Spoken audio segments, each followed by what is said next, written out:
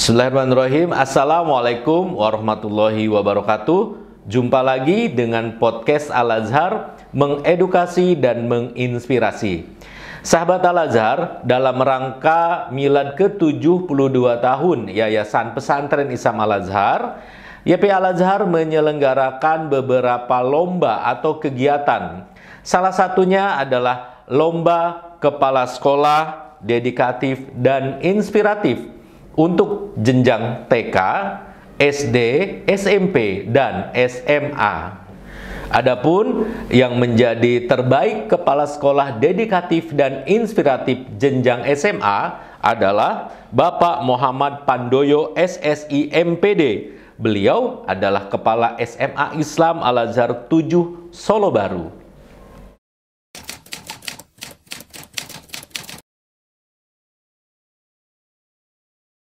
Assalamualaikum warahmatullahi wabarakatuh. Waalaikumsalam warahmatullahi wabarakatuh. Ya, Pak Iman, sebenarnya kalau boleh jujur, sebenarnya kemarin itu kita lost ya, tanpa beban ya, karena lawan-lawan kita berat-berat semua. Ya, ada Ustadz Bahron, ada Pak Rizal.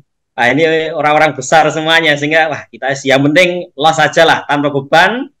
Dan alhamdulillah juga juri juga ustadz-ustadz kita juga semuanya, alhamdulillah ada Ustadz Triarto, ya ada Ustadz Evan, Ustadz Ali yang relate ternyata dengan materi kami ya tentang meningkatkan kinerja guru di SMA kami. Sebenarnya bukan lebih fokus ke gagasan sih, kalau di kami memang sebenarnya hampir sama dengan Pak Ikhwan dan Pak Husin tadi, apa yang sudah kami lakukan selama menjadi pengalaman di kepala SMA, maka itu yang kami sampaikan, sehingga memang kami nggak ada yang perlu ditutupi, artinya memang kami menyampaikan apa yang sudah terjadi yang ada di SMA Islam Al-Azhar 7 Solo Baru.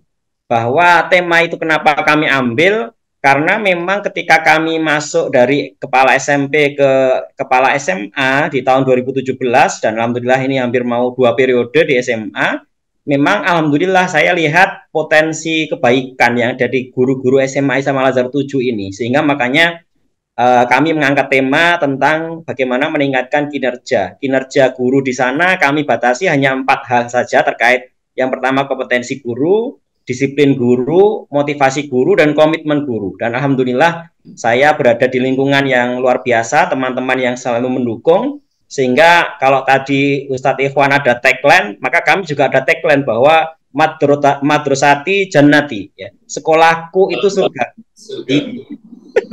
Iya, karena harapannya kita berangkat jam 7, pulang jam setengah 4, kalau mohon maaf hati kita bermasalah dengan teman-teman kita, ataupun ada permasalahan, itu sangat merugikan. Ya, bagaimana kita capeknya guru itu, bagaimana bisa mendidik murid. Ya, jangan sampai capeknya guru itu ada permasalahan dengan guru yang lain. Ini kan repot. Sehingga itu adalah salah satu kenapa ada motivasi di situ, karena di situ nanti akan ada unsur bagaimana ukhuwah, kebersamaan itu dibangun, sehingga kita membangun bersama-sama ketika ada kesulitan di dalam mendidik anak, kita akan bisa sharing dan sebagainya. Sehingga ini sangat luar biasa. Saya dikaruniai Allah dengan lingkungan yang sangat mendukung, guru-guru yang siap-siap sedia untuk mendidik generasi yang terbaik. Demikian Pak Iman.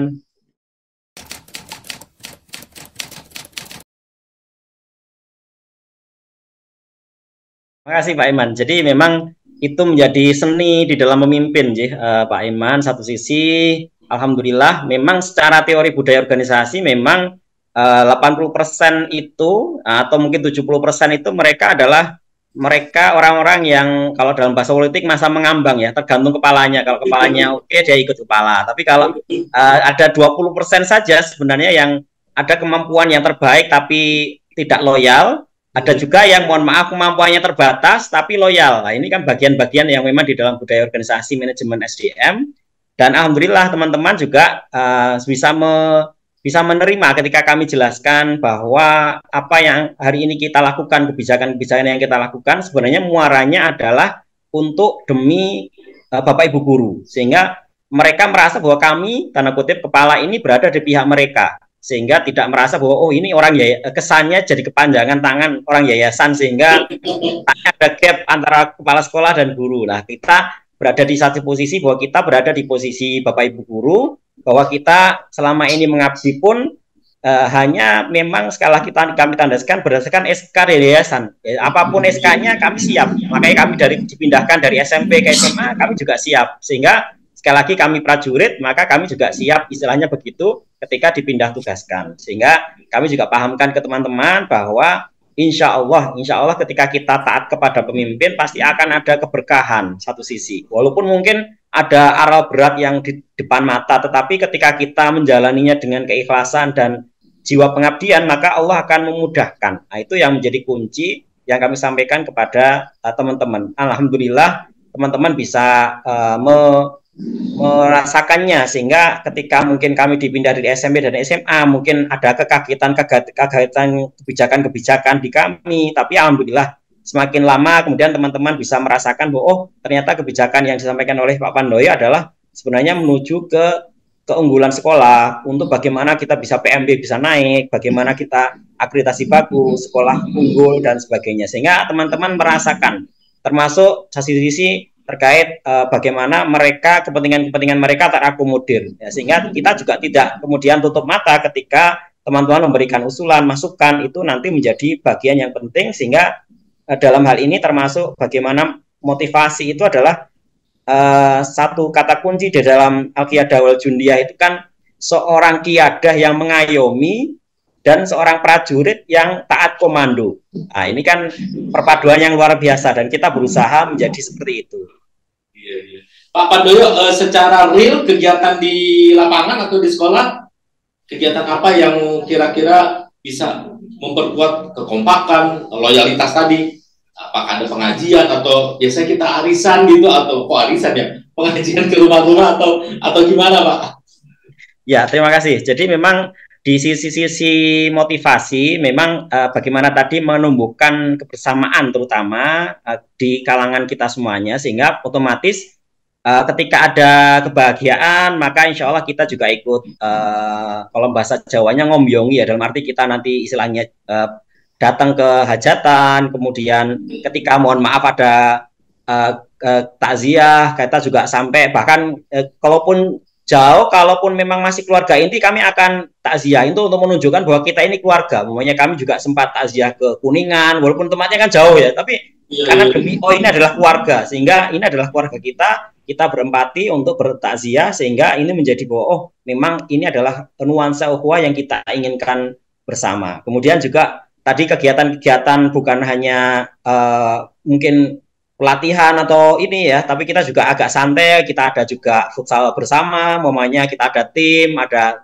dilalah saya juga suka sepak bola, sehingga ya jadi kita ada tim bersama. Kemudian kalau yang putri itu kita ada senam bersama, ya, kemudian ada makan-makan, pokoknya yang menyenangkan itu juga kita tetap berikan, sehingga satu sisi kita tarik ulur lah, seni tarik ulur ketika kepada teman-teman kita, satu sisi juga kebahagiaan tetap kita berikan, tapi satu sisi kita harus ternyata harus kebijakannya seperti ini dan seperti itu, yang mungkin dianggap merasa agak ketat, tapi satu sisi ada sisi kelonggaran kebahagiaan juga kepada teman-teman kita bersama. Kemudian juga daya dukung yayasan itu sangat penting dalam hal ini, sehingga muaranya adalah bagaimana teman-teman kita ini juga istilahnya mengabdi pun insya Allah dengan keikhlasan dan daya juang yang tinggi. Di antaranya daya dukung yayasan, di antaranya adalah konsep umumnya umroh bersama begitu. Walaupun mungkin belum sampai tahap umumnya menggratiskan ya, tetapi dengan sistem umumnya sistem potong gaji arisan umroh itu kan juga teman-teman terbantu. Ini sudah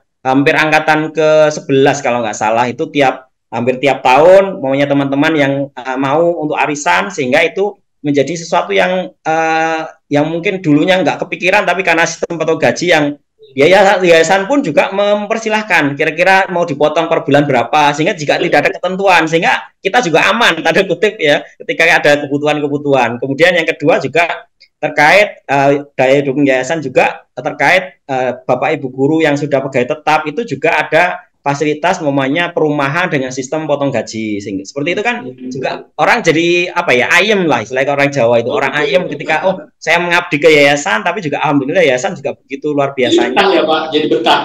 Iya betah, sehingga itu kan nyaman, itu kan sesuatu yang nggak bisa diukur dengan mohon maaf uang ya Pak Iman ya, walaupun mungkin mohon maaf gaji mungkin nggak sama, tapi alhamdulillah kalau sebenarnya kalau Al-Azhar Solo Baru pun sebenarnya untuk swasta itu juga sudah termasuk tinggi di kawasan Solo Raya sebenarnya. Iya.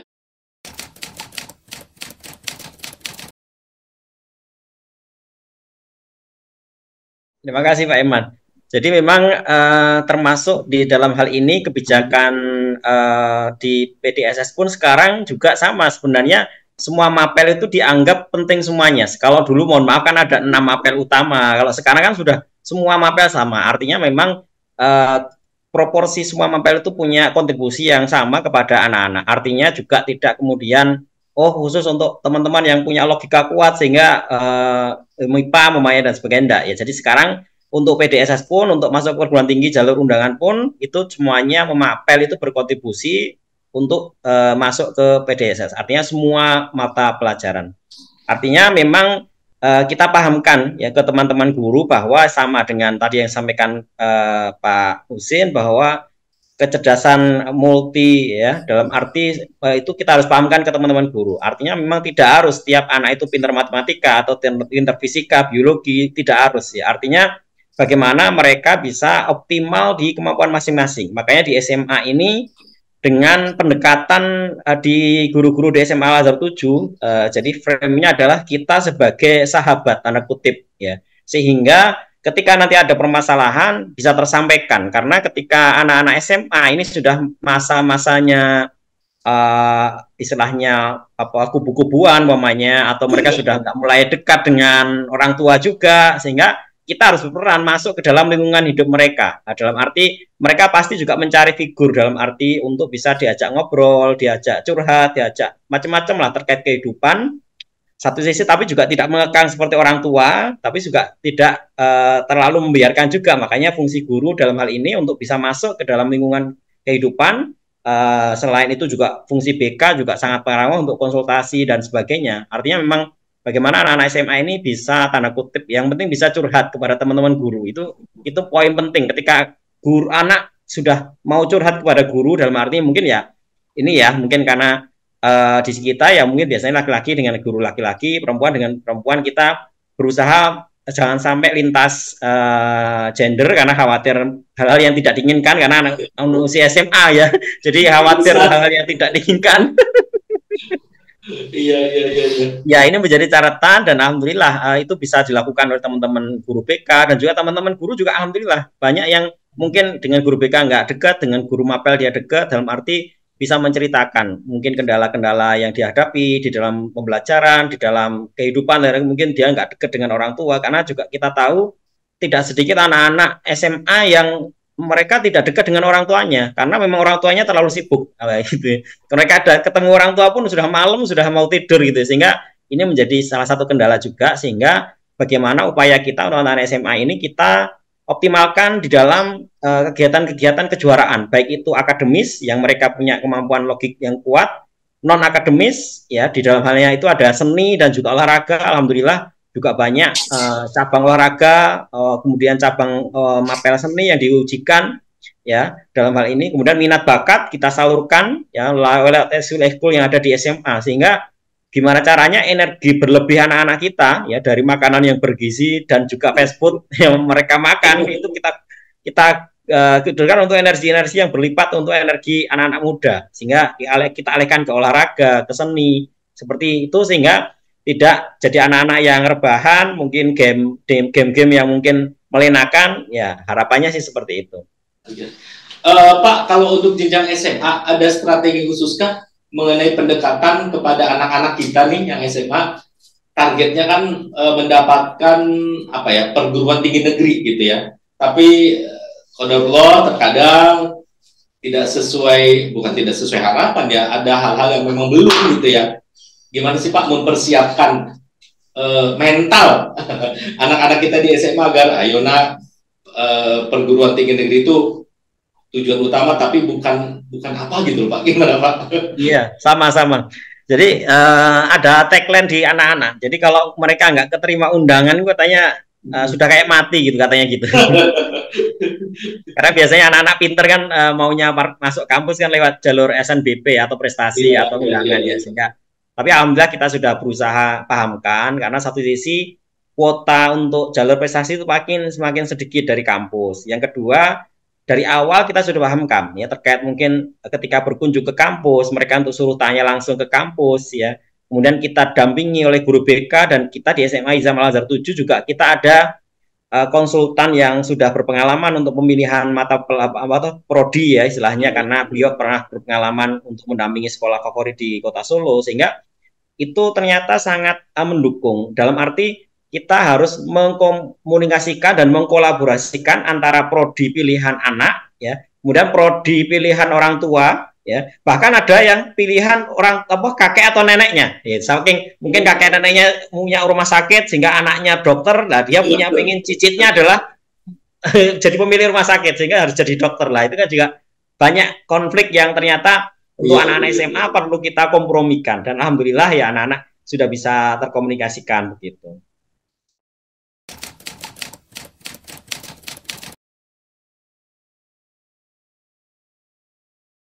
Terima kasih. Jadi untuk teman-teman pimpinan, jadi bahwa di dalam Al-Quran itu pasti nama-nama yang tersebut di dalamnya adalah orang-orang besar, baik yang positif maupun negatif ya artinya. Tapi kita harus memilih yang positif dan hanya orang-orang besar yang ditulis di dalam sejarah. Maka kepada teman-teman pimpinan, mari kita buat sejarah kita ya dengan tinta emas kita, karya terbaik kita sehingga kita dipanggil Allah itu akan terkenal dengan karya-karya kita. Kemudian kepada Bapak Ibu Guru bahwa satu sisi ruh mendidik itu lebih penting dari semuanya ya. Tadi sudah disampaikan artificial intelligence akan menggantikan sehingga yang terpenting adalah ruh pendidik. Kemudian kalau dalam bahasa Jawa mikul dhuwur mendem jero. Artinya bagaimana kita bisa loyal terhadap lembaga kita dan kita harus menghargai lembaga kita setinggi-tingginya. Bermimpilah. Karena dengan bermimpi, insya Allah kita akan menguasai dunia. Sebagaimana dulu kerajaan Majapahit yang bisa lintas negara, kita sebenarnya punya sejarah kejayaan masa lalu. Dan kita sudah seharusnya menjadi neraja-raja di Nusantara ini. Indonesia harus membuktikan dan pasti anak-anak kita semuanya pasti bisa membuktikan itu semuanya. Terima kasih. Sahabat Al-Azhar, itulah bincang-bincang kita bersama Bapak Muhammad Pandoyo SSI MPD. Beliau adalah peraih terbaik Kepala Sekolah Dedikatif dan Inspiratif Jenjang SMA. Dan pastinya akan menjadi motivasi untuk kita semua. Sampai bertemu di podcast selanjutnya. Wassalamualaikum warahmatullahi wabarakatuh.